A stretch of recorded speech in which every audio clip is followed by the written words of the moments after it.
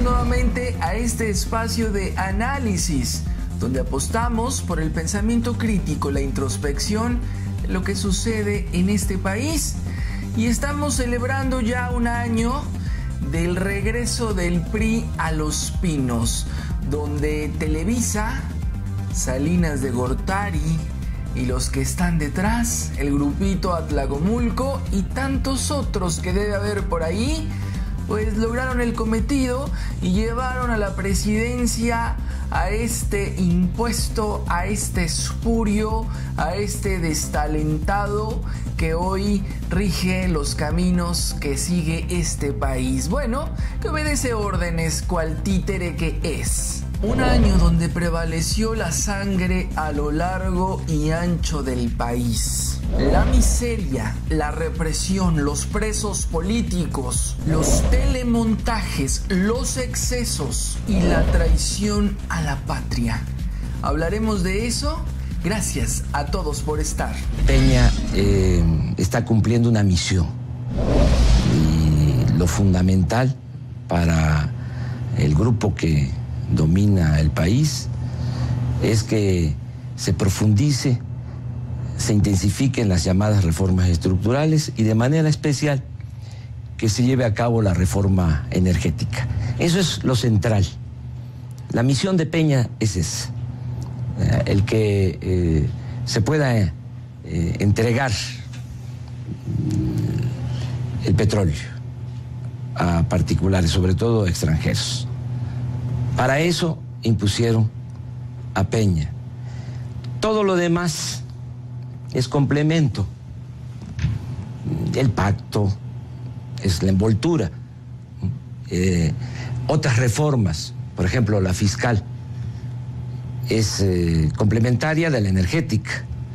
Aumentan los impuestos, autorizan aumentos en el déficit, es decir, contratación de más deuda, porque saben muy bien que vamos a recibir menos recursos porque se va a entregar parte de la ganancia del petróleo a extranjeros. Entonces, para compensar, necesitaban la reforma fiscal.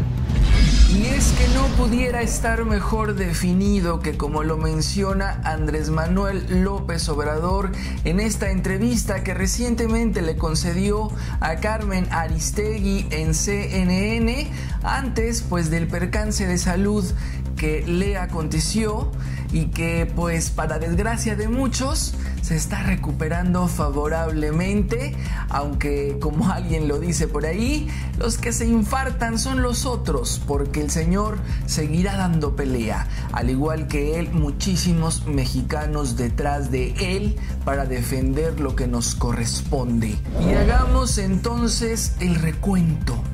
¿Cuánto nos ha afectado que a muchos mexicanos les ganara el hambre y vendieran el voto por 500 pesos o menos que eso? Y de los borreguitos que se creyeron el cuento, la telenovela barata de Televisa, donde una de sus cortesanas más populares se casa con un príncipe bastante lánguido, acartonado, ignorante, que comete error tras error, traspié tras traspié, cuando le falla el teleprompter.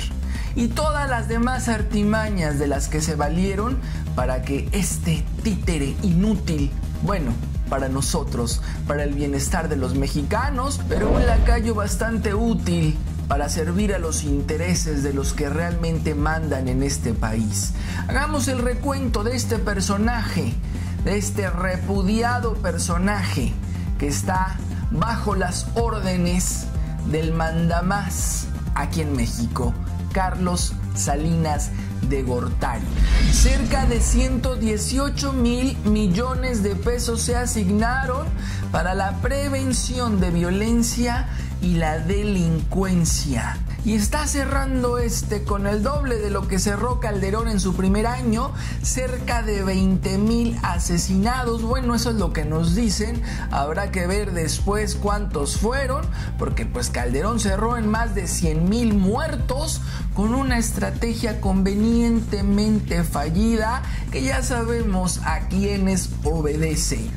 ¿Y qué decir de la economía, donde se habló primero de un 4.5%, después un 3.5% de crecimiento para el país?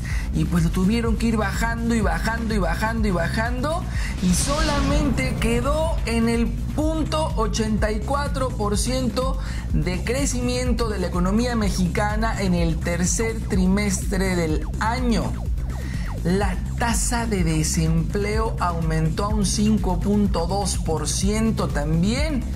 2.7 millones de personas no tienen trabajo en este país. Y hablemos entonces también de Sedesol.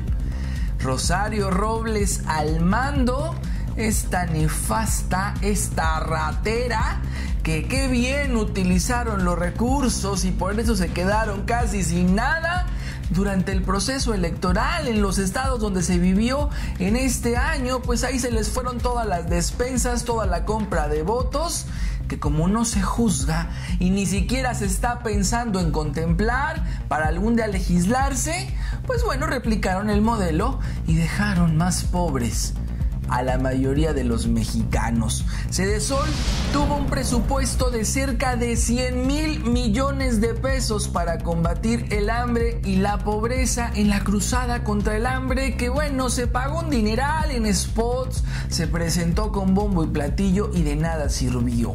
De todo lo que tenían para entregar, pues fue muy poco lo que se destinó para lo que realmente se necesitaba, porque lo emplearon al final de cuentas para pues sus fines personales y conseguir los votos, como vieron que le salió medio bien.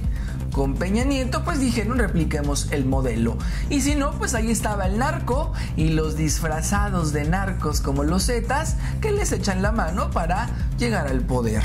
La pobreza aumentó a 53.3 millones. La cifra representa el 45.5% de la población. Y 11.5 millones de personas en este país viven en una situación de pobreza extrema.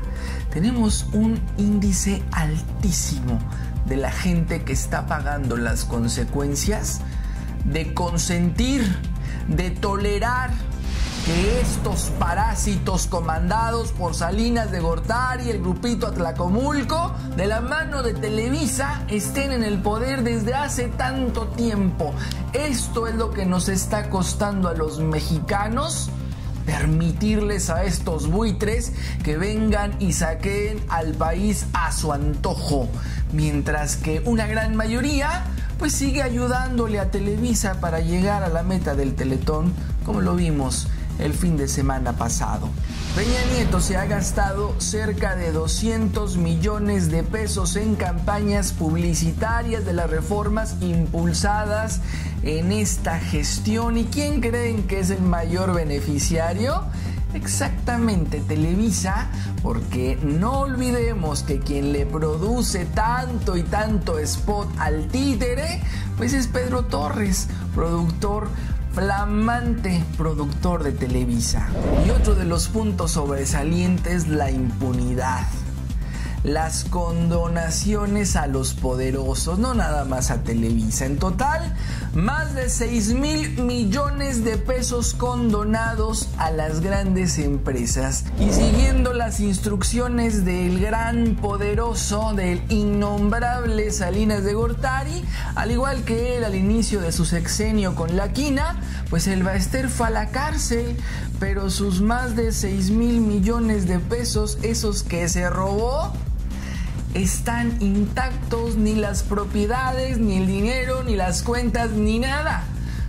Y bueno, con tanta rata que hemos tenido desde hace un buen tiempo en los estados, como gobernadores, presidentes municipales, etcétera, pues el robadero ha sido a manos llenas. Y el único que le fue pues muy mal fue a Granier, porque ese sí está en la cárcel, los demás andan becados, o andan huyendo, etcétera. Pero pues Granier, que ya está siendo supuestamente juzgado, también están intactos sus más de 1,000 millones de pesos que se robó de Tabasco. ¿Y qué tal la devolución de sus bienes a Raúl Salinas de Gortari, el hermano incómodo de Carlos? Este señor que se robó pues un dineral y que dejó a México en bancarrota, desde cuestiones con el Fobaproa, el error de diciembre y tantas privatizaciones como la que ya se está llevando a cabo con Pemex. Pero el problema es que de lo que se le había incautado y que se le devolvió no es ni siquiera el 40% de lo que en realidad se robó este ratero de Carlos Salinas de Gortari. Recordemos que este buitre, que lo tenemos de regreso en Los Pinos, se robó 425 millones de dólares de la partida secreta. Y lo que se le regresó a Raúl Salinas de Gortari, otro de sus prestanombres, pues no es ni siquiera el 40%. El señor sigue siendo multimillonario gracias a la pobreza que la mayoría de los mexicanos aún tenemos y vivimos, y los que en su momento se vieron más perjudicados por los rateros como este. Y de nuevo está en el poder. Y para sumar al análisis, me da muchísimo gusto recibir nuevamente en este espacio abogada, traductora y gran analista de medios alternativos. Marta, bienvenida. ¿Cómo definir el primer año del regreso del PRI a Los Pinos? Hola Hugo, muchas gracias por invitarme a compartir este espacio y muchas gracias a los que nos escuchan. Pues bueno, podría calificarlo como un año terrible, pero por otro lado esperado, pero al mismo tiempo todavía peor de lo esperado, porque sí, las cifras son por los suelos, incluso peor que con Calderón, y vaya que con Calderón las cifras ya habían caído, como creíamos, hasta el suelo, y pues no, la sobrepasó. Por eso llama la atención que algunos se dicen ahora desilusionados, cuando no tenían ningún dato duro, ningún fundamento para pensar que pudiera ser distinto para bien.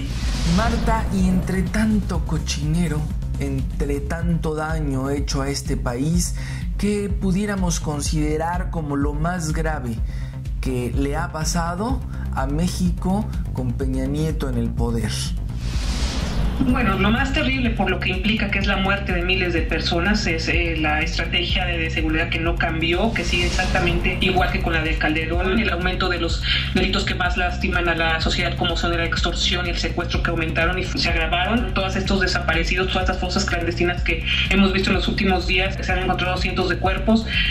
Yo creo que eso es lo más grave por un lado. Y la represión que así comenzó con Peña Nieto el 1 de diciembre, con esa represión terrible entre la gente que protestaba por su imposición, y cómo fue reprimida, que ya regresó el PRI con todo su autoritarismo a lo que da. Hay millones de personas sin empleo, los índices económicos están por los suelos. Vemos que el signo de esta es una violencia exacerbada en todos los sentidos. Y con todo este seguimiento, Marta, de los que están detrás de Peña Nieto, como por ejemplo la estrategia fallida convenientemente contra el narcotráfico, las represiones, los presos políticos y demás, ¿cabría entonces la figura de Enrique Peña Nieto como genocida?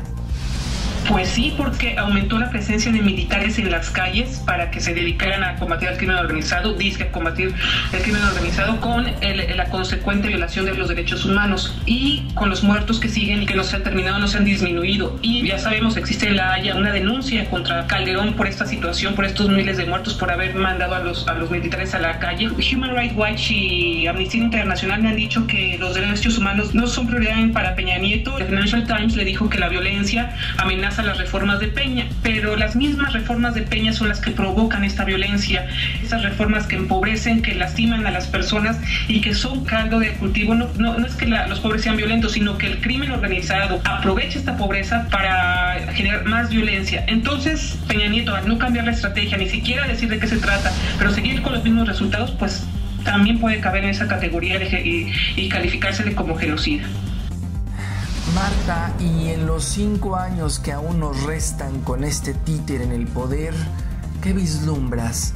¿Se terminará por fin de aprobar la reforma energética?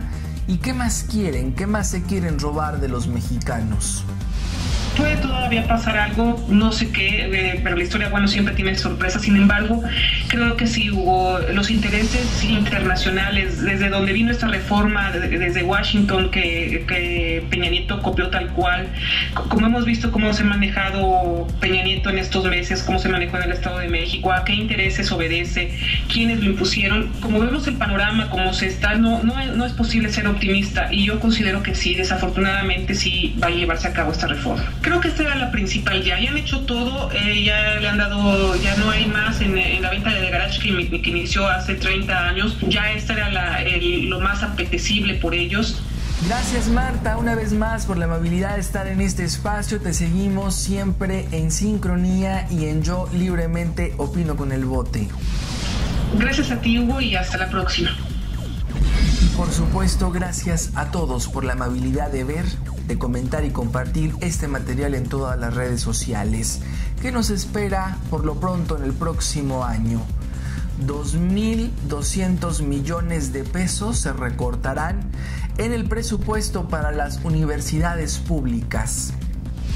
Habrá un recorte también, como ya lo sabemos, de casi 4.000 millones de pesos en el gasto cultural. Pero eso sí, se estima que habrá un presupuesto de más de 2.000 millones de pesos para publicidad. Este es el México que tenemos. Este es el México en el que estamos, donde parece que a nadie le incomoda, que nadie padece las consecuencias de lo que están haciendo estos buitres. Parece que nada les estorba en el camino para salirse con la suya. ¿Hasta cuándo seguiremos así?